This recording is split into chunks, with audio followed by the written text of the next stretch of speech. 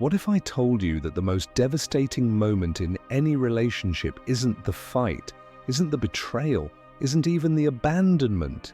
It's the moment an empath, the person who has forgiven too much, tolerated too much, absorbed too much, simply stops caring.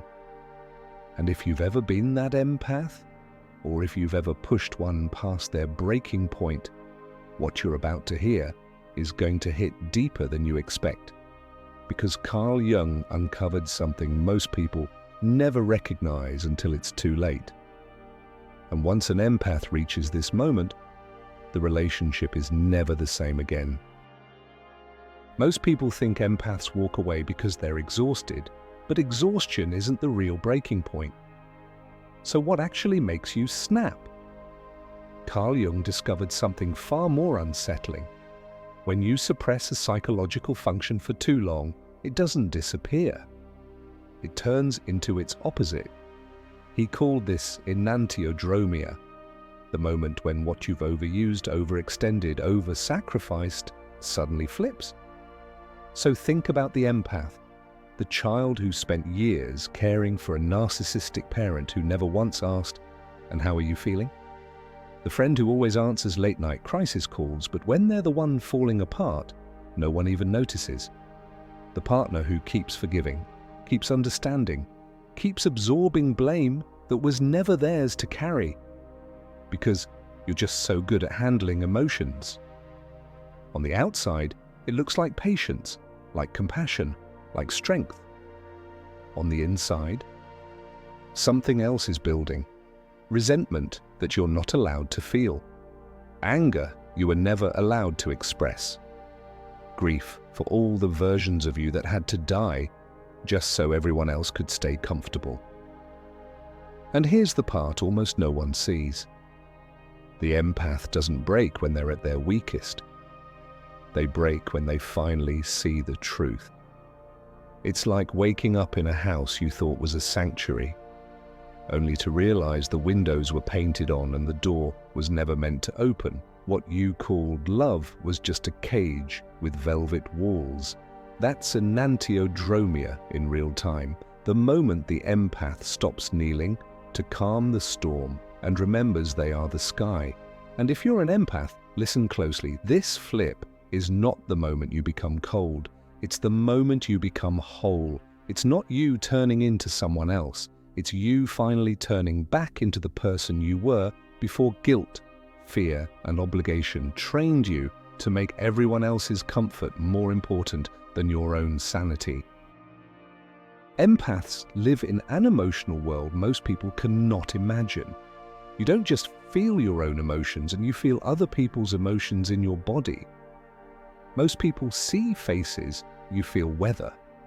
Carl Jung described this as a kind of hyper-attunement, a sensitivity the psyche develops for one reason: survival, especially in childhood.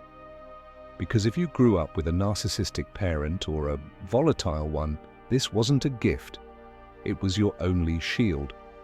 You learned to read danger in micro-expressions, in the way a fork was set down a little too hard, in the way footsteps sounded in the hallway, in the way the room went still for half a second longer than usual. Before you even had words for it, your body knew. Something's wrong, be good, be quiet, fix it.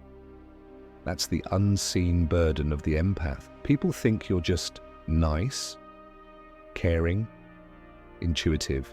They don't understand that your empathy was born from walking on emotional broken glass. And here's the part that will sting a little. That survival skill, the one that kept you safe as a child, becomes a self-destruction pattern in adulthood. Because now you're not scanning the room to protect yourself from a raging parent. You're scanning your partner's moods, your boss's tone, your friend's texts. You're constantly adjusting, smoothing, calming, absorbing. You start believing your purpose is to fix someone else's storms, to be the emotional sponge, the shock absorber, the therapist, the healer, the one who understands. And Jung warned, any pattern built on survival instead of authenticity will eventually collapse. Why? Because your psyche was never designed to be permanently on alert. There's a cost. Chronic anxiety, resentment you don't feel allowed to have, relationships where your needs never make it to the table, a nervous system that doesn't know what true rest feels like. If you're an empath, you may not even realize how heavy this burden is because it's been there your whole life. It feels normal to you. It feels like just how I am.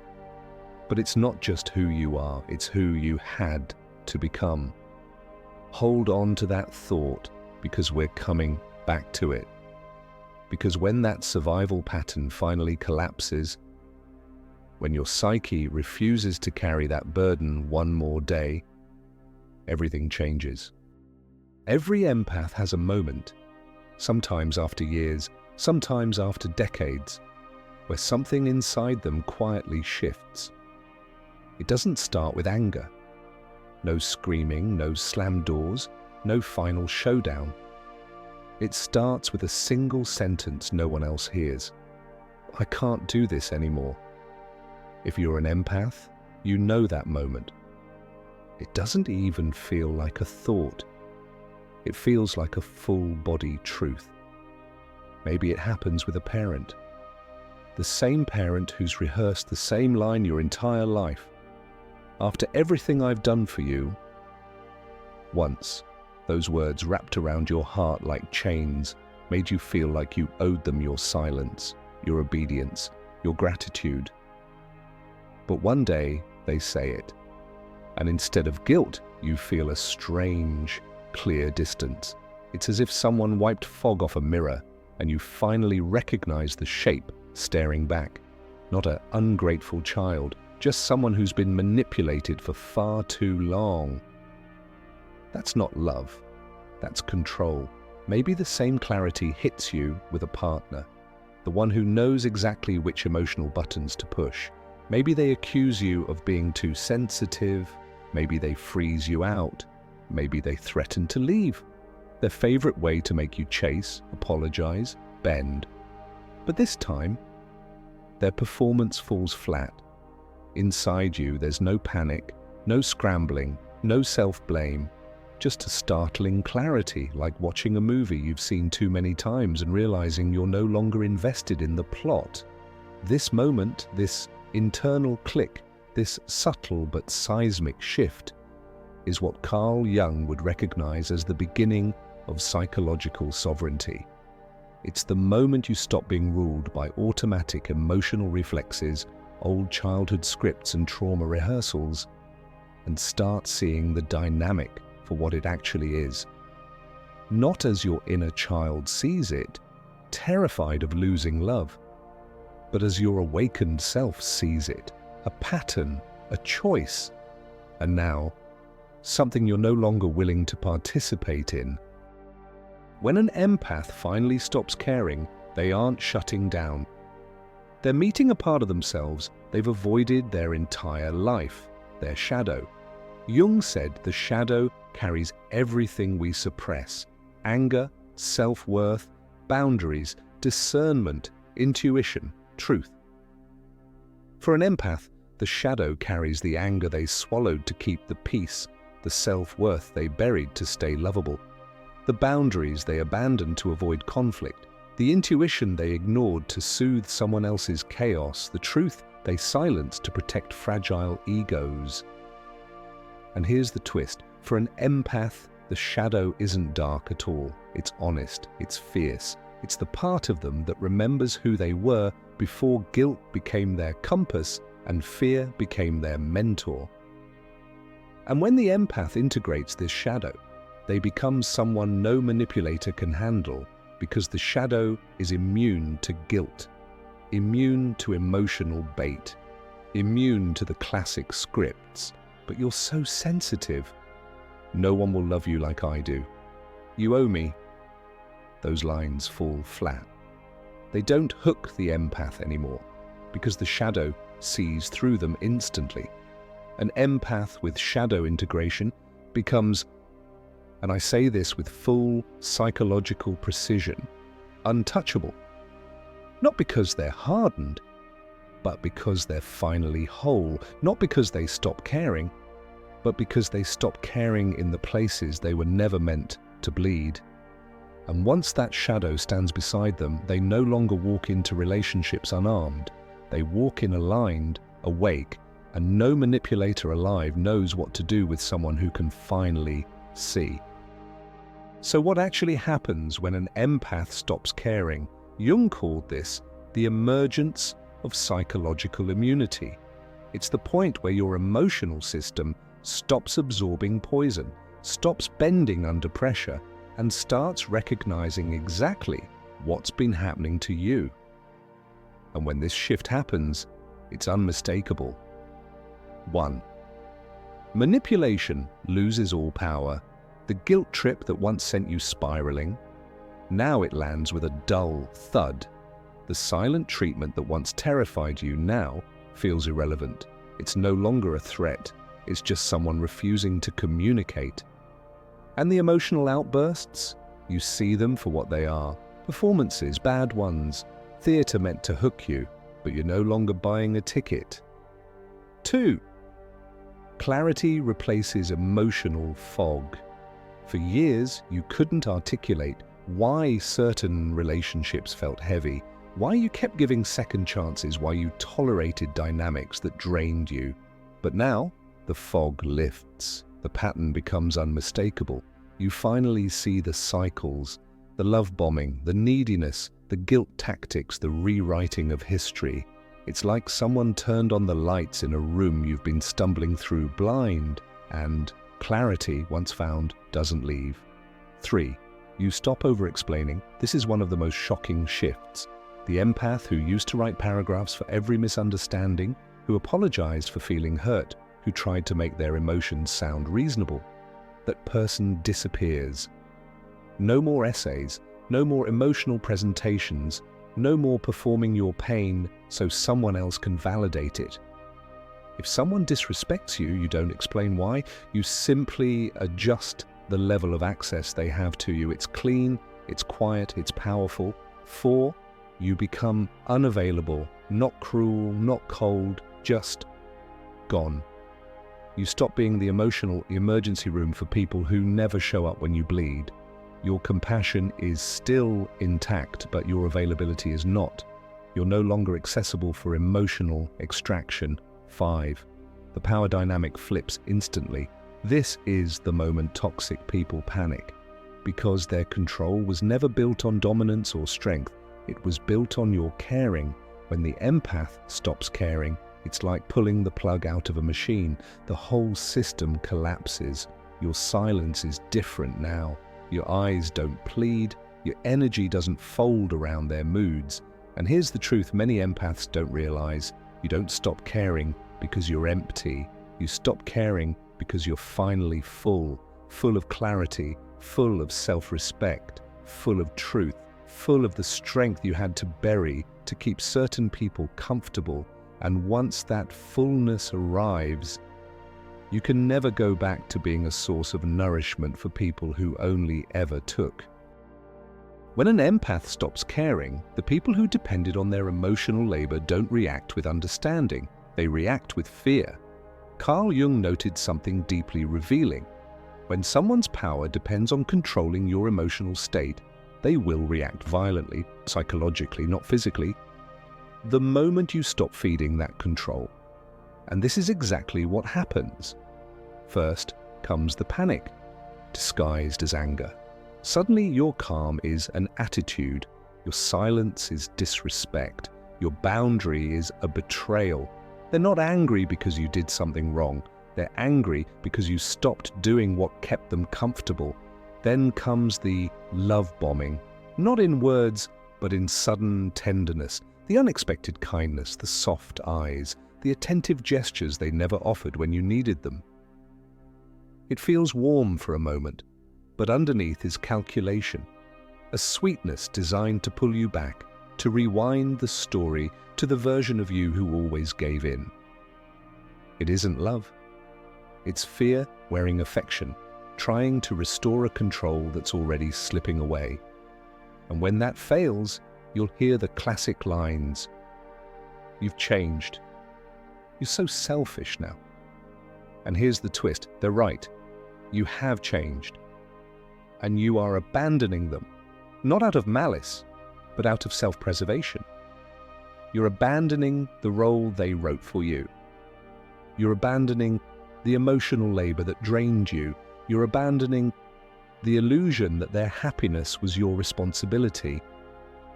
For the first time, you're no longer operating inside their narrative. You're operating inside your truth. And the manipulator feels that loss like a burn. Because here's the part they will never say out loud. Their power was never about strength. It was about access. Access to your empathy, your guilt, your fear of disappointing them, your instinct to fix what wasn't yours to fix. And now, for the first time ever, they have no access to your psyche. That's what terrifies them. Not losing you, but losing the control they had over you. And once an empath reaches this point, that control is gone forever. When an empath stops caring, they don't lose empathy. They gain boundaries. They don't lose softness. They gain discernment. They don't lose love. They gain self-respect. This is the beginning of what Carl Jung called individuation, the process of becoming your true, undivided self. The moment your personality stops revolving around other people's wounds, moods, and expectations, and starts organizing itself around your own soul, you stop defining yourself by what you can tolerate. You start defining yourself by what you will no longer allow. You still feel deeply. That doesn't go away. You still notice the pain in other people's eyes, the tension in their voice, the sadness in their silence. But here's the difference. You no longer treat every feeling you sense as your personal responsibility. You can sit with someone's pain without abandoning yourself to save them. That is a new identity. Not the healer, not the fixer, not the one who can handle anything, but a whole human being whose needs matter just as much as anyone else's. And this isn't what people on the outside like to call your villain era or going dark. It's not empowerment as a trend, it's evolution. It's your psyche saying, I was never meant to silence my own soul just to hear other people's needs more clearly. When an empath steps into this new identity, they're not walking away from who they are. They're walking away from who they had to pretend to be in order to be loved. And for the first time, love doesn't require self-abandonment, it requires self-integration. There's a moment every long-suffering empath reaches, and if you've ever been one, you'll feel this line in your bones. It's the moment something inside finally settles. The moment you stop hoping they'll change, stop bargaining with potential, stop waiting for the version of them you love to finally show up and stay. You stop needing closure because you realize closure was just another way of asking someone who hurt you to suddenly become capable of healing you. You stop replaying the arguments in your mind, trying to find the sentence that would have made them understand, the tone that would have softened them, the words that would have saved the relationship. And most of all, you stop rescuing them from themselves. You see with startling clarity that pulling them out of the fire was causing you to burn. And with that truth, you walk away, not to punish them, not to prove anything, but because something in you knows there's nothing left to hold on to. There's no speech, no dramatic exit, no final confrontation, just silence.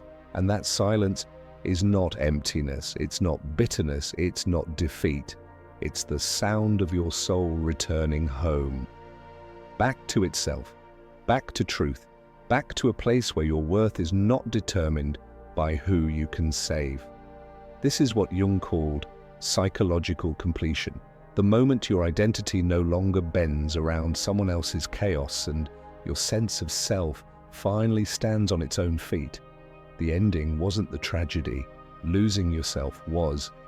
And walking away, that's not the ending at all. It's the moment your life finally begins again.